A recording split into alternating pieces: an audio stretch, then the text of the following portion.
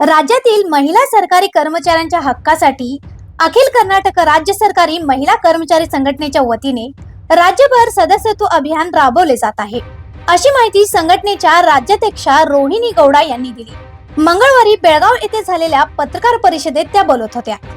महिला सरकारी कर्मचाऱ्यांसाठी 8व्या वेतन आयोगाची स्थापना, एनपीएस रद्द करून ओपीएस लागू करण्याची मागणी करत संघटनेच्या वतीने सातत्याने आंदोलन सुरू असल्याचे त्यांनी सांगितले।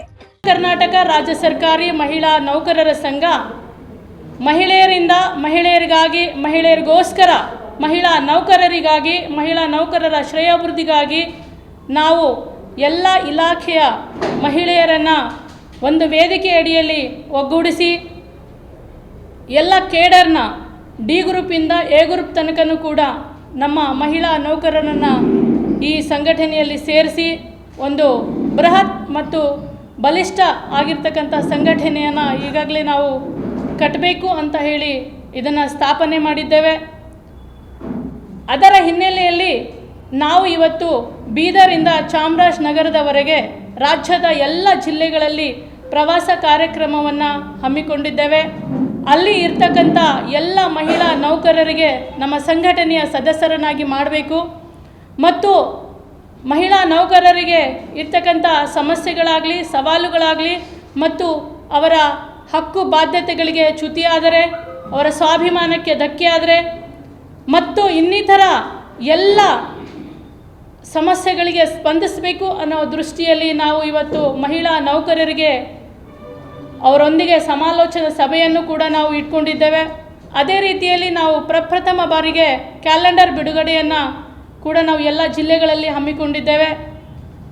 ಹಾಗೂ ಈ ರೀತಿಯ ಕಾರ್ಯಕ್ರಮಗಳ ಹಿನ್ನೆಲೆಯಲ್ಲಿ ನಮ್ಮ ಸಂಘಟನೆ ಇವತ್ತು ರಾಜ್ಯದಾದ್ಯಂತ ಅನೇಕ ಜಿಲ್ಲೆಗಳಲ್ಲಿ ತಾಲೂಕಿನಲ್ಲಿ ಘಟಕಗಳನ್ನು ಸ್ಥಾಪನೆ ಮಾಡ್ತಾ ಇದ್ದೇವೆ। ಅದರಂತೆ ಎಲ್ಲ ಮಹಿಳಾ ನೌಕರರಿಗೆ ನಾವು ಭೇಟಿ ಕಾರ್ಯಕ್ರಮವನ್ನು ಕೂಡ ನಾವು ಇಟ್ಕೊಂಡಿದ್ದೇವೆ। ಈ ರೀತಿಯ ಅನೇಕ ಕಾರ್ಯಕ್ರಮಗಳನ್ನು ನಮ್ಮ ಸಂಘಟನೆ ಹೊಂದಿದೆ। ತಾವೆಲ್ಲರೂ ನೋಡಿರಬಹುದು, ಸಮ್ಮೇಳನಗಳಾಗಲಿ ಕಾರ್ಯಕ್ರಮಗಳನ್ನು ಹಮ್ಮಿಕೊಳ್ತಾ ಬಂದಿದ್ದೇವೆ।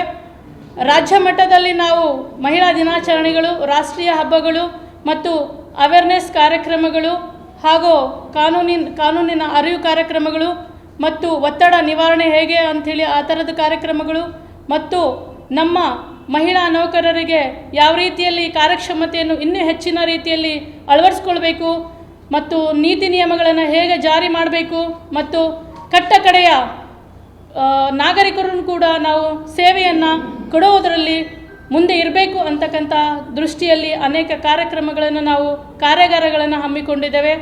ಅದೇ ರೀತಿಯಲ್ಲಿ ತಾವೆಲ್ಲರೂ ಗಮನಿಸಿರಬಹುದು, ಮಾಧ್ಯಮಗಳಲ್ಲಿ ದಿನಾಂಕ 4/12/2025 ಡಿಸೆಂಬರ್ ತಿಂಗಳಿನಲ್ಲಿ ಬ್ಯಾಂಕ್ವೆಟ್ ಹಾಲ್ ವಿಧಾನಸೌಧದಲ್ಲಿ ನಾವು ಬಹಳ ದೊಡ್ಡ ಕಾರ್ಯಕ್ರಮವನ್ನು ಮಾನ್ಯ ಮುಖ್ಯಮಂತ್ರಿಗಳು, ಉಪಮುಖ್ಯಮಂತ್ರಿಗಳು ಹಾಗೂ ಸಚಿವ ಸಂಪುಟದ ಎಲ್ಲ ಸಚಿವರಿಗೂ ಕೂಡ ಅಭಿನಂದನಾ ಕಾರ್ಯಕ್ರಮವನ್ನು ಹಮ್ಮಿಕೊಂಡಿದ್ವಿ। ಕಾರಣ ಋತುಚಕ್ರ ರಜೆಯನ್ನು ನಮ್ಮ ಸಂಘಟನೆ ವತಿಯಿಂದ ಅವಿರತ ಶ್ರಮದಿಂದ ನಾವು ಅನೇಕ ಮನವಿಗಳನ್ನು ಕೂಡ ಮಾಡಿ ಸರ್ಕಾರದ ಮಟ್ಟದಲ್ಲಿ ಒಂದು ಮಹಿಳಾ ನೌಕರರ ಸಂಘದಿಂದ ಒತ್ತಡವನ್ನು ಹಾಕಿ ಮಹಿಳಾ ನೌಕರರಿಗೆ ಮತ್ತು ಎಲ್ಲ ಉದ್ಯೋಗಸ್ಥ ಮಹಿಳೆಯರಿಗೆ ಋತುಚಕ್ರ ರಜೆಯನ್ನು ಘೋಷಣೆ ಮಾಡಬೇಕು, ಮಂಜೂರು ಮಾಡಬೇಕು ಅಂತ ಹೇಳಿ ಕೇಳಿಕೊಂಡಾಗ ಸರ್ಕಾರನೂ ಕೂಡ ನಾವು ಮಾನ್ಯ ಕಾರ್ಮಿಕ ಇಲಾಖೆಯ ಸಚಿವರಾಗಿರ್ತಕ್ಕಂಥ ಸಂತೋಷ್ ಲಾಡ್ ಸರ್ ಅವ್ರಿಗೂ ಕೂಡ ನಾವು ಅದನ್ನು ಪ್ರಸ್ತಾವನೆಯನ್ನು ಸಲ್ಲಿಸಿದಾಗ ಅವರು ಕೂಡ ಸಂತೋಷದಿಂದ ಅದನ್ನು ಒಪ್ಕೊಂಡು ಅದನ್ನು ಕ್ಯಾಬಿನೆಟ್ಗೆ ಕೂಡ ತಗೊಂಡು ಬಂದು ಅನುಮೋದನೆಯನ್ನು ಮಾಡಿದರು। गर्भवती महिला कर्मचाऱ्यांना वैद्यकीय तपासणीसाठी 1 महिन्याची सशुल्क रजा सरकारने मंजूर करावी, अशी मागणीही त्यांनी केली।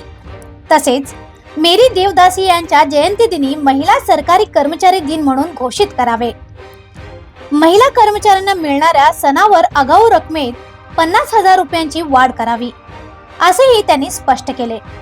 परदेश दौऱ्यासाठी अर्ज करणाऱ्या सरकारी कर्मचाऱ्यांना 15 दिवसांच्या आत मंजुरी देण्यात यावी, अशी मागणी यावेळी करण्यात आली।